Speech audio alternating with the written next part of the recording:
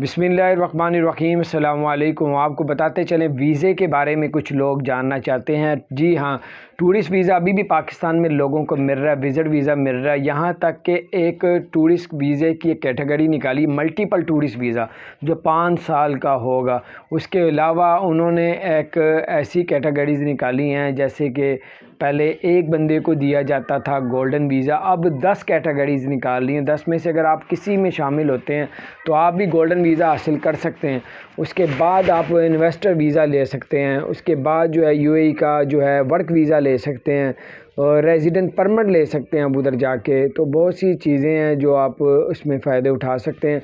वीज़े की जो रेशो है वो तकरीबन 70% पाकिस्तानियों के लग रहे हैं। इसी तरह इंडिया, बांग्लादेश के भी जो हमने ख़बरों में देखा है, सुना है, तो 30% जो होता है वो ऊंच नीचे। हाँ, सबसे बहुत ज़रूरी बात यह है कि जब आप लोगों का वीज़ा लग जाता है तो आप अपने पास कोई 1500-2000 दिरहम भी साथ लेके जाया करें।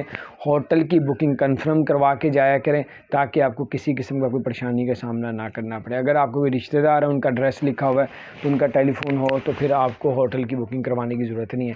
लेकिन अगर वो उनको फ़ोन करते हैं तो फिर आपको, अगर वो भी आगे से कहेंगे हाँ मेरे पास आके ठहरेगा, तो फिर आपको होटल बुकिंग करवाने की ज़रूरत नहीं है। अगर आपको एतमाद नहीं है तो फिर किसी रिश्तेदार पे कहीं आगे से इनकार ना कर दे तो आपको एयरपोर्ट से भी डिपोर्ट कर सकते हैं। तो इससे होटल बुकिंग कंफर्म करवाएं। इतनी महंगी नहीं होती, थोड़े से पैसों की होती है। अपना ख्याल रखें। चैनल को सब्सक्राइब नहीं किया, कई जगह तो फ्री भी हो जाती है।